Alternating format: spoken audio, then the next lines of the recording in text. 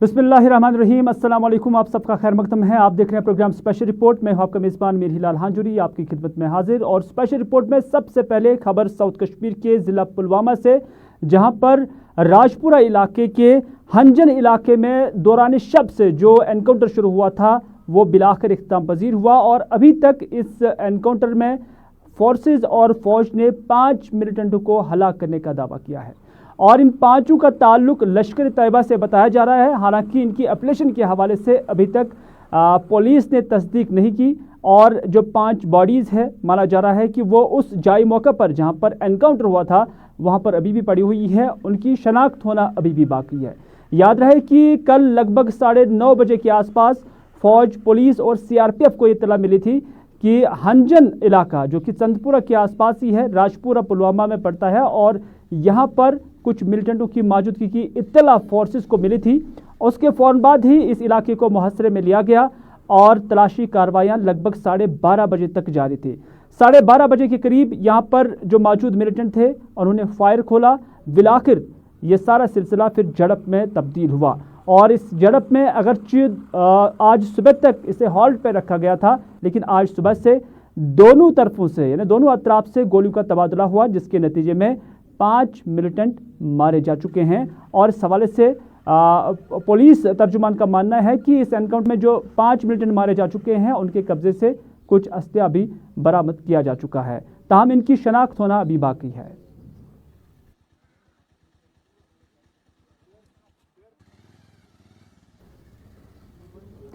चलिए अब बात करते हैं जम्मू कश्मीर की सियासत की, क्योंकि सईद मोहम्मद अल्ताफ़ बुखारी जिनका ताल्लुक अपनी पार्टी के सरबराह है और उन्होंने मुतालबा किया है कि जो मीरवैज़ कश्मीर मौलवी मोहम्मद उमर फ़ारूक हैं उनकी रिहाई मुमकिन होनी चाहिए। क्योंकि उनका मानना है कि सईद मोहम्मद अल्ताफ़ बुखारी का मानना है कि जो मीरवैज़ कश्मीर है वो एक मजहबी पेशवा है और बहुत सारे लोगों को उनके साथ अकीदत है। और न सिर्फ इतना बल्कि जुमे के दिन जो वो वाज़ तबलीग फरमाते हैं वो समाजी बुराइयों को दूर करने के लिए हमेशा उनकी खिदमत रही हैं। तो इस हवाले से आज इन ख्यालात का इजहार सईद मोहम्मद अल्ताफ़ बुखारी ने श्रीनगर में एक तकरीब के दौरान किया, जिस तकरीब में कुछ इलाकों से आए हुए सियासी लीडरान ने और कारकुनान ने अपनी पार्टी का दामन थामा। और इस मौके पर मुंतज़िर महिदीन, गुलाम हसन मीर और सईद मोहम्मद अल्ताफ़ बुखारी ने उनका वालिहाना इस्तकबाल भी किया। आप देख रहे हैं इस वक्त सोसाइटी में जो इवल्स हमारी सोसाइटी में हो रहे हैं, चाहे ड्रग्स को लेके हैं, चाहे आप सुसाइड्स को लेके देख रहे हैं, तो हमारी सदियों से ये रिवायत रही कि जो मीरवाइज हमारे रहे हैं तो इनका एक अपना असर होता है। इनके जो ये खताब अपना करते हैं, जो आवाम में अपना दर्स देते हैं, उसका एक अपना ही असर है और एक अपना अंदाज़ है। मुझे लगता है इस वक्त सबसे ज़्यादा ज़रूरत उन चीज़ों की हमारे नौजवानों को और इनको। तो मैं अपील कर रहा हूँ सरकार से कि उनको ज़रा फ़ौरन से फ़ौरन छोड़ा जाए ना घर की नज़रबंदी से, ताकि वो हर जुमा को हम फिर उनका वो वाज़ सुने और अपने दिलों को एक जो ज़ख्म लगे हैं वो ज़ख्म। इसी फंक्शन के दौरान दरबार मुँह से मुतल्लिक सईद मोहम्मद अल्ताफ़ बुखारी से एक सवाल भी पूछा गया, लेकिन उसके जवाब में उन्होंने कहा कि दरबार मुँह एक भाईचारे की एक सिंबल थी जो महाराजा ने शुरू की थी। 150 साल पुरानी ये रिवायत थी, लेकिन इसे तोड़ दिया गया है। और उन्होंने ये भी यकीन दिलाने की कोशिश की कि उन्हें नहीं लग रहा है कि प्राइम मिनिस्टर ऑफ इंडिया की जानिब से जो कुछ कहा जाता है दिलों को मिलाने के हवाले से, यह उसका कॉन्ट्राडिक्ट है। तो इस वजह से सईद मोहम्मद अल्ताफ़ बुखारी ने कहा कि एक रिवाज यहाँ पर रही है दरबार मुँह की, इससे न सिर्फ हावी बना देना चाहिए कि इस पर 200 करोड़ रुपए का खर्चा है, बल्कि इससे इस तनाजुर में भी देखना चाहिए कि इससे पीपल टू पीपल कॉन्टैक्ट जो है वो बढ़ रहा है। 200 करोड़ रुपया 80,000 करोड़ रुपए के बजट में बहुत इंपॉर्टेंट है। ये कुछ और हो सकता है। ये उस वक्त जब महाराजा ने शुरू किया था इसलिए नहीं किया था कि जम्मू में विंटर में गर्मी होती है और कश्मीर में समर में सर्दी होती है, इसलिए ये राजा महाराजाओं की बात है। ये तो इकोनॉमिकल एंगल से भी था और दूसरा ये था जो इमोशनल क्वेश्चन था, पीपल टू पीपल कांटेक्ट। ये तो मुझे लगता है प्राइम मिनिस्टर के उस डिसीजन के खिलाफ है जहां वो कहते हैं कि जम्मू कश्मीर के लोगों को हम इंटीग्रेट करना चाहते हैं, तो ये तो इंटीग्रेशन के बदले कुछ और ही सबक हमें सिखा रहे हैं। मैं इसकी निंदा करता हूं और I request the lieutenant governor to revisit. चलिए, आप देख रहे हैं प्रोग्राम स्पेशल रिपोर्ट, और स्पेशल रिपोर्ट में आज पीडीपी की सदर महबूबा मुफ्ती की जानिब से एक पार्टी वर्करों की और इसमें पार्टी के जो जिम्मेदार हैं उनकी एक मीटिंग भी बुलाई गई थी, और इस मीटिंग के दौरान जो ताज़ा सियासी सूरत हाल है या तंजीमी अमूरात है उस पर डिस्कस किया गया है। और इस पर ज़िला सदूर भी यहाँ पर मौजूद थे, और आपको याद दिला दें कि पीडीपी सदर की ये आज की मीटिंग ठीक आल पार्टी मीटिंग के बाद बुलाई गई है, और मौजूदा क्या सूरत हाल है उस पर भी गुफ्तगू हुई है। लेकिन इस मीटिंग के बाद सुहेल बुखारी जो कि पार्टी के तर्जुमान आला है, उन्होंने मीडिया के साथ गुफ्तगू की, और मीडिया से बात करते हुए उन्होंने इस मीटिंग का मकसद बताया, और मकसद के दौरान उन्होंने यही कहा कि इसमें पार्टी उमूरात पर बात हुई है। न सिर्फ इतना, उनसे जब सवालात भी पूछे गए तो PAGD से मुतलिक सवाल के जवाब में जो सुहेल बुखारी है उन्होंने कहा कि PAGD से महबूबा मुफ्ती नाराज़ नहीं है, बल्कि PAGD कायम दायम रहेगी, क्योंकि PAGD ही जम्मू कश्मीर के लोगों की जो एस्पिरेशंस है उसकी तर्जुमानी कर रही है। चंद एक दिन पहले ऐसी एक मीटिंग यहाँ पे मुनक्कद हुई थी जिसमें पार्टी के कुछ सीनियर लीडरान ने शिरकत की थी।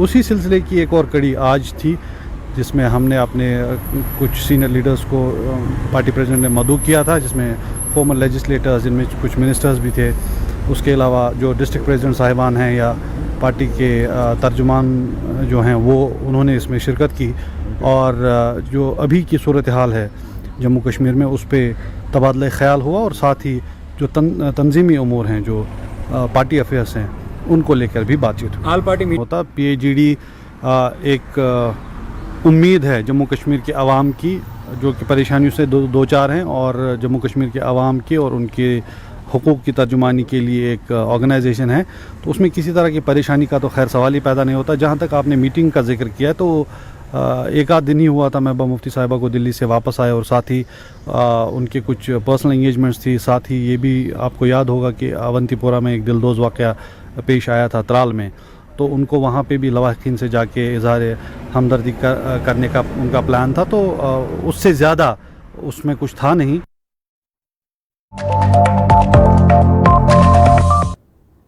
चलो नाज़रीन, हाल ही में वज़ीर-ए-आज़म हिंद नरेंद्र मोदी की सदारत में आल पार्टीज डेलीगेशन जम्मू कश्मीर से दिल्ली रवाना हुआ। बातचीत हुई 370 से लेकर स्टेटहुड से लेकर जम्मू कश्मीर के अंदर इलेक्शंस और यहाँ तक कि डिलिमिटेशन के हवाले से भी बात की गई है। और ज़्यादातर जो उस मीटिंग का नोशन बाहर निकला तो यही पता चला कि अब जम्मू कश्मीर के अंदर स्टेटहुड बहाल होना चाहिए, लेकिन जो डिमांड्स है माना जा रहा है कि उसमें वो शिद्दत और वो सूरत नहीं थी जो होनी चाहिए थी। लेकिन कश्मीर को छोड़, जम्मू को छोड़, लद्दाख से ये आवाज़ें उठने लगी हैं कि अब लद्दाख के अंदर 370 बहाल होना चाहिए। और ये डिमांड कारगिल डेमोक्रेटिक अलायंस की जानब से की गई है, और कारगिल डेमोक्रेटिक अलायंस का मुतालबा है कि कारगिल के अंदर न सिर्फ 370 बल्कि 35A भी बहाल किया जाए। और ये डिमांड उन्होंने वज़ीर ममलिकत बराए दाखिला के सामने रखी है, जो आज दिल्ली के अंदर मौजूद है। कल भी उनकी मीटिंग हुई है और वहाँ पर बड़ी ज़ोरदार मांग उन्होंने रखी कि कारगिल के अंदर या लद्दाख के अंदर ही अब 370 बहाल होना चाहिए। इशफाक गौहर हमारे साथ मौजूद है। इशफाक, आपका खैर मकदम है। जानना चाहेंगे कि पहले कश्मीर से ये आवाज़ इस शिद्दत के साथ, इस इंटेंसिटी के साथ मुतवक्का थी, लेकिन मुझे लग रहा है कि उससे ज़्यादा ये आवाज़ मौसर तरीके से लद्दाख से साबित हो रही है, जो अब 370 की बहाली का मुतालबा कर रहे हैं, क्योंकि लद्दाख वही सूबा है जो इससे पहले UT का मुतालबा कर रहा था। देखिए हिलाल, दो चीज़ें बड़ी इम्पोर्टेंट है। एक ये कि दफ़ा 370, 35A की डिमांड और मौजूदा सूरत हाल। तो आज हम लद्दाख के उन लगभग टॉप मोस्ट दो तीन लीडर्स हैं, उनसे हमारा अभी थोड़ी देर पहले 1-to-1 हो गया यहाँ दिल्ली के अंदर। हमने डिटेल में उनसे जानने की कोशिश की कि लाइन ऑफ एक्शन क्या है उनके पास और किस तरीके से वो हालात को देखना चाहते हैं। इसमें कोई शक नहीं है, लद्दाख दो हिस्सों में है, एक हिस्सा करगिल है, एक हिस्सा लेह है। और लेह की पूरी आबादी जो है उन्होंने जश्न बनाया था जब यूनियन टेरिटरी का ऐलान किया गया था, करगिल के अंदर एहतजाज हुआ था। ये एक तलख हकीकत है। वक्त बदलने के साथ साथ कहीं ना कहीं सोच पर असर पड़ता हुआ साफ साफ नजर आ रहा है करगिल की लीडरशिप पर भी, और करगिल की लीडरशिप ने एक टेक्निकल वे अडॉप्ट किया है, और वो टेक्निकल वे ये है कि 370 और 35 ए उनका बुनियादी नारा रहेगा, लेकिन चूंकि मामला सुप्रीम कोर्ट के अंदर है, सुप्रीम सुनवाई के तहत यह मामला हल हो सकता है, और यह मामला 10 साल 10 दिन 10 महीने के अंदर हल हो सकता है। लेकिन क्या तब तक लद्दाख की आवाम को छोड़ दिया जाए रहम करम पर, और क्या तब तक लद्दाख की आवाम को किसी तरीके का बुनियादी ढांचा ना हो, तो उसको लेकर एक हिकमत अमली उन्होंने तरतीब दी। जैसे लेह में जो एक्शन कमेटी उनकी है, लेह की एपेक्स कमेटी, उन्होंने पहले 6 शेड्यूल की मांग की, बाद में उन्हें पता लगा कि 6 शेड्यूल से ज्यादा मसला हल नहीं होगा, तो उन्होंने सिक्किम मॉडल को सामने रखते हुए ये मांग की कि हमें सिक्किम की तर्ज की असेंबली का कयाम अमल में लाया जाए, ताकि हम बुनियादी सतह पर कानून को बना सके और दीगर मामलात का निपटारा कर सके। करगिल बिल्कुल उस पेज पर नहीं था, लेकिन आहिस्ता आहिस्ता करके करगिल भी अब वही डिमांड करते हुए नजर आ रहा है। और आज कल जब उन्होंने मरकजी वजारत दाखिला के आला अफसरों के साथ तकरीबन 2 घंटे तक मुलाकात की है, जे कृष्ण रेड्डी वहां पर मौजूद थे, तो हाई पावर कमेटी बनाने का ऐलान किया गया, जिसमें अब करगिल डेमोक्रेटिक अलायंस के भी मेंबर होंगे और उसके साथ साथ गवर्नमेंट ऑफ इंडिया के भी मेंबर होंगे और लेह से भी उसके मेंबर होंगे। लेकिन सवाल यह है कि बुनियादी मौकफ उनका क्या है। आज के दिन में जो सीधी और साफ बात है वो ये है कि वो भी एक अलहदा मजबूत रियासत चाहते हैं, और उस रियासत के अंदर एक असेंबली का कयाम चाहते हैं, ताकि बुनियादी सतह पर लोगों का मसला हल हो। लेकिन सियासी तौर पर वो जरूर ये कह रहे हैं कि 35 ए और 370 के वो हामी है। गौर, आपको नहीं लग रहा कि इससे पहले वो कहते थे, जब अर्सवाइल स्टेट थी यहाँ, तो उनका मानना था कि जम्मू कश्मीर के लोग उनके साथ इम्तियाज बरत रहे हैं, डिस्क्रिमिनेशन कर रहे हैं, लेकिन अब 2 साल के बाद ही सही, क्या उनको नहीं लग रहा है कि उन्हें एक तो अलग स्टेट मिलनी चाहिए, और साथ ही साथ जो इससे पहले यहाँ स्टेट थी साल 2019 से पहले, और उसमें जो एक स्पेशल स्टेटस था या जो उस वक्त स्पेशल इख्तियारात थे, क्या उन इख्तियारात को एक बार फिर से मुतालबा नहीं दोहरा रहे हैं? देखिए, मैंने पहले ही कहा कि लद्दाख यूनियन टेरिटरी की सियासत 2 हिस्सों में है। लेह की सियासत एंटायरली डिफरेंट आपको नजर आएगी, और करगिल की आपको एंटायरली डिफरेंट नजर आएगी। यही वजह है कि वहां पर आप एक ही लाइन में खड़े करके एक बात में इसको नहीं कह सकते हैं। जहां तक डिस्क्रिमिनेशन की बात है, लेह की अवाम, लेह की लीडरशिप ने अपने मैनिफेस्टोज के अंदर, अपनी तकरीरों के अंदर इस बात का खुलासा पेश किया कि उनके साथ नाइंसाफियां हो रही है, और उन नाइंसाफियों को खत्म करने के लिए एक हिकमत अमली उन्होंने तरतीब दी जो यूनियन टेरिटरी की थी। लेकिन जब यूनियन टेरिटरी वहां पर बनी, तो उन्हें पता लगा न तो जमीन, ना ही नौकरियां, और ना ही मुस्तकबिल की कोई जमानत है। यही वजह है कि 6 शेड्यूल वो ढूंढने लगे। जब वो 6 शेड्यूल को लेकर दिल्ली आए, तो 6 शेड्यूल को लेकर काफी तहफुजात मरकजी हुकूमत के सामने थे। तो वहां पर अब कैसे हो कि उन्हें नौकरी में भी जमानत हो, उनकी जमीनें भी जमानत में रहे, उनका कल्चर भी जाया ना हो, और वहां पर पूरा जो माहौल है वो इसी तरीके का रहा है जैसे वो आज के दिन में तकरीबन 3 लाख 3.5 लाख की आबादी तक की वो महदूद रहे।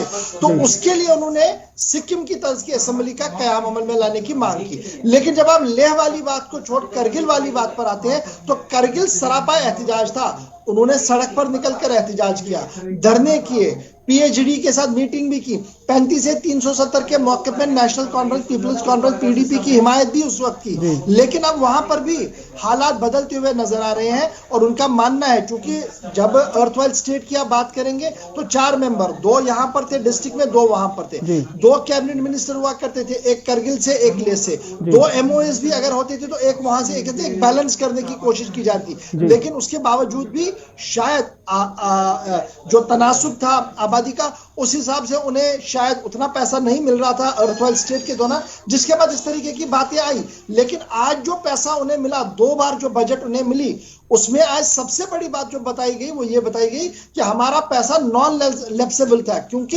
लद्दाख की टोपोग्राफी और लद्दाख के हालात ऐसे हैं, वहां 12 महीने आप काम नहीं कर सकते हैं, वहां पर आपने डेवलपमेंटल काम करना ही है 3-4 महीनों के अंदर अंदर मुकम्मल, तो वो नॉन लैप्सेबल हुआ करता था। आज लैप्स होता है। यही वजह कि करोड़ों आए, करोड़ों वापस भी गए, और प्रोजेक्ट आगे बढ़े नहीं। इसको लेकर बरहमी का इजहार दोनों तरफ से है। तो ये कुल मिलाकर अभी लद्दाख की सिचुएशन है। लेकिन आने वाले दिनों में, जहां तक मुझे लग रहा है, जो मैंने आज बात की है, चाहे वो करगिल डेमोक्रेटिक अलायंस हो या लेह वाला अलायंस हो, दोनों एक ही पेज पर है कि अलग रियासत हो और उसके साथ साथ सिक्किम तर्ज की असेंबली भी हो। चले गौहर, बहुत बहुत शुक्रिया। कहीं ना कहीं लेह और लद्दाख जो कि एक ही सूबे के दो हिस्सा बन चुके हैं और दोनों खित्ते अब एक नुक्ते पर कहीं ना कहीं यकसानियत रखते हैं, वो ये है कि लद्दाख को स्टेटहुड का दर्जा मिलना चाहिए, स्टेट मिलनी चाहिए। बाकी इख्तियारात अपनी जगह पर, लेकिन स्टेट और उसके साथ साथ असेंबली का भी ये मुतालबा कर रहे हैं। चलो नाज़रीन, अब सियासत की बात एक बार फिर से करेंगे क्योंकि जम्मू कश्मीर के अंदर अब सियासी सरगर्मियां शुरू हो चुकी हैं। लेकिन इन्हीं सियासी सरगर्मी में हम ये भी देख रहे हैं कि आखिर श्रीनगर के अंदर डीडीसी चेयरमैन कौन है। यूँ तो यहाँ पर आफ्ताब मलिक डीडीसी चेयरमैन अपनी पार्टी की जानब से मुंतखब हुए थे और बिलाल अहमद नायब चेयरमैन मुंतखब हुए थे, लेकिन एक अनोखा ड्रामा यहाँ पर भी देखने को मिल रहा है। खबरें आ रही हैं कि जो चेयरमैन है उनका ऑफिस अब डिप्टी चेयरमैन ने संभालने की कोशिश की और डिप्टी चेयरमैन जब उस दफ्तर में चले गए तो वहाँ पर जो बाकी अमला था उन्होंने उन्हें एंटर होने से रोक दिया। क्यों रोक दिया, ये जानने के लिए हमारे साथ है हमारे सीनियर साथी सईद तजुमुल। आपका खैर मकदम है। खबरें आ रही हैं कि श्रीनगर के अंदर अभी भी ये तय नहीं हो रहा है कि आखिर यहाँ चेयरमैन कौन है, डीडीसी चेयरमैन कौन है। हालांकि यहाँ पर चेयरमैन और डिप्टी चेयरमैन दोनों अपनी पार्टी से ही हैं। तो क्या है ये पूरा मामला, किस वजह से ये खबरें बाहर आ रही हैं? देखिए, जम्मू कश्मीर में जब श्रीनगर शहर के लिए भी डीडीसी चुनावों का अमल शुरू किया गया, उसके बाद अपनी पार्टी ने दावा किया कि उनके पास नंबरात बराबर हैं, जिसके बाद मलिक आफ्ताब को चेयरमैन और जबकि बिलाल अहमद जो नवगाम से इलेक्शन लड़े थे उन्होंने समर्थन किया था अपनी पार्टी के चेयरमैन बनने तक और वाइस चेयरमैन बनने तक। उनके साथ तकरीबन 9 से 10 लोग थे। ये 14 मेंबरान का जो कोरम है, बीती रात में क्या हुआ कि कल ये डिप्टी कमिश्नर ऑफिस श्रीनगर गए जहां पर उन्होंने मलिक आफ्ताब के खिलाफ अदम एतमाद लाने की कोशिश की।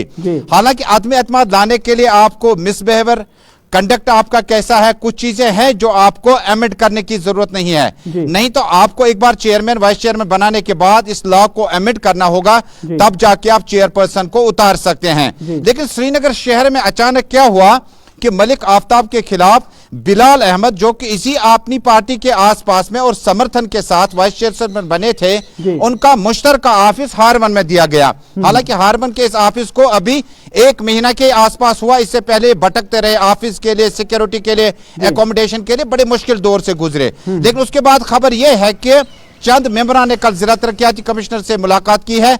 उन्होंने कहा कि वो खुश नहीं है मलिक आफ्ताब की क़यादत को लेकर। जिसके बाद जिला तरक्याती कमिश्नर सईद एजाज असद से मैंने राब्ता कायम किया तो उन्होंने कहा कि कुछ दिन लगेंगे जब गवर्नमेंट जो है डिस्ट्रिक्ट लेवल पर अपना डिसीजन सुनाएंगे। लेकिन जो भी है फिलहाल चेयरमैन और वाइस चेयरमैन के बीच में नोकझोंक जारी है और क्योंकि आदमी एतमाद लिए बगैर आप किसी भी ऑफिस में नहीं जा सकते। लेकिन इत्तेफाक ये है कि चेयरपर्सन और वाइस चेयरपर्सन का ऑफिस एक ही बिल्डिंग में है।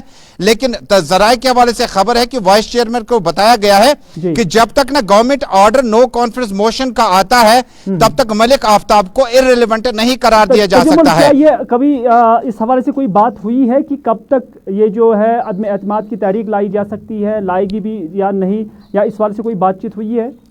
देखिए, 2 तरह के आदम एतमाद होते हैं। एक ये कि जब आपने 10 लोगों के हस्ताक्षर करते कागजात आपने जिला तरक्याती कमिश्नर के सामने लाए, बताया जाता है कि जिला तरक्याती कमिश्नर ने 4 में से 5 वोट जो हैं उन्होंने गिनवाए हैं जो कि वाइस चेयरमैन पास में थे। लेकिन चूंकि चेयरमैन खुद नहीं आए थे इसलिए इस नो कॉन्फ्रेंस मोशन का रिवाइवल है और इसको रिविजिट करना होगा। यानी नो कॉन्फ्रेंस मोशन लाया जा सकता है, लेकिन अभी तक जो जुबानी तरीके से वोट गिनने की कोशिश की गई उसमें एक पार्टी दावा करती है कि आफ्ताब मलिक के पास ज्यादा नंबरात नहीं है, लिहाजा वो नो कॉन्फ्रेंस मोशन को पास मानते हैं। लेकिन इसी बीच में अभी तक यह खबर है कि जिला तरक्याती कमिश्नर के ऑफिस में इनकी परेड कराई गई है और जुबानी वोट से यह बताया गया है कि चेयरमैन के खिलाफ आदमी एतमाद कितने लोग ला सकते हैं। अब यह देखने वाली बात होगी कि जिला तरक्याती कमिश्नर ऑफिशियल फ्लोर टेस्ट कब बुलाते हैं, मलिक आफ्ताब के हामी, बिलाल साहब के हामी जो हैं वो किस तरह से वोट हासिल करते हैं। लेकिन इस बीच में अपनी पार्टी के चंद लीडर जिन्होंने उनके इलेक्शन सैंपल पर इलेक्शन जीता है, उसमें रेशी एक नाम है, बीजेपी के एजाज बाल हामी हैं, जो परस्यू कर रहे हैं कि मलिक आफ्ताब के कंडक्ट से वो खुश नहीं है। है, लेकिन किसी चेयरमैन के कंडक्ट से आप खुश नहीं है, उसका यह मतलब नहीं कि इस कंडक्ट को लेकर आप नो कॉन्फिडेंस मोशन लाएंगे। अब तारीख के अवराक और कानूनी किताबों को पढ़ने में माहिरीन लगे हैं और आइंदा मुझे लगता है कि नेक्स्ट वीक में नो कॉन्फिडेंस के लिए शायद कहीं ना कहीं नोटिस निकल सकती है, लेकिन अभी रस्साकशी जो है डिप्टी और चेयरमैन के बीच में लगातार जारी है। तजुमुल, रस्साकशी जारी है। मुख्तसरन आपसे जानना चाहेंगे, क्या पार्टी ने इसमें इंटरवीन नहीं किया? क्योंकि एक ही पार्टी से दोनों कैंडिडेट्स हैं, दोनों चेयरमैन और नायब चेयरमैन भी है, तो उन्होंने पार्टी लेवल पर इसको हल करने की कोशिश नहीं की, या कि फिर ये पार्टी के बाहर या पार्टी के हाथ से गेम बाहर चली गई है? देखिए, एंटी डिफेक्शन लॉ इसमें बिल्कुल नहीं है। आपको म्युनिसिपैलिटी का तजुर्बा होगा कि किसी वक्त में जुनेद मत्तू पीपल्स कॉन्फ्रेंस की हिमायत से आगे आए थे, बाद में वहां से निकलकर दूसरी पार्टी ज्वाइन की, बाद में तीसरी पार्टी के तक पहुंच गए। यही वजह है कि जब डीडीसी चुनाव हुए थे तो इनको हिमायत जो थी वो अपनी पार्टी की थी और मलिक आफ्ताब इलेक्शन सिंबल उनका लड़ रहे थे।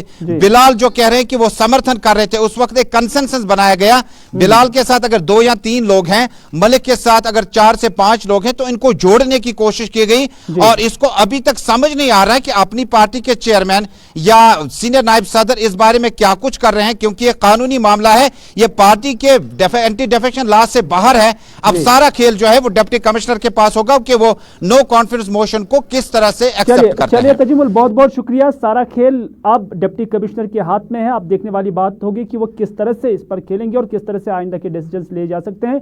लेकिन श्रीनगर म्युनिसिपल कॉर्पोरेशन की तरह अब डीडीसी के जो दफ्तर है वहां पर भी इस तरह की सियासत शुरू हो गई है कि अब नायब चेयरमैन ने, जो चेयरमैन है डीडीसी का, उसका ऑफिस संभालने की कोशिश की और इस हवाले से अदम एतमाद लाने की भी कोशिश की जा रही है।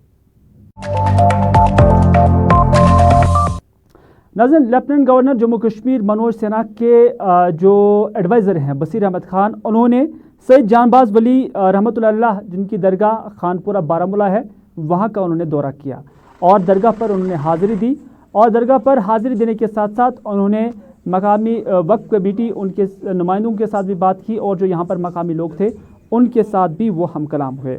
और इस मौके पर यहाँ मकामी लोगों ने आस्थान से रिलेटेड या आस्थान शरीफ से जितने भी मसाइल हैं उससे रिलेटेड कुछ मामलात उठाए, मसाइल उठाए, सड़क का भी जिक्र किया, पानी का भी जिक्र किया और तरह तरह की जो ड्रेनेज के साथ साथ बाकी चीज़ें हैं उसका भी मुतालबा किया। उनको दुरुस्त करने के हवाले से उन्होंने मांग रखी है, जिस पर एडवाइज़र मौसूफ ने उन्हें यकीन दहानी कराई है कि फ़ौरन से पेशतर इन सभी मसाइल को दूर करने की कोशिश की जाएगी और जो बाकी मांदा काम है उनको भी शुरू किया जाएगा।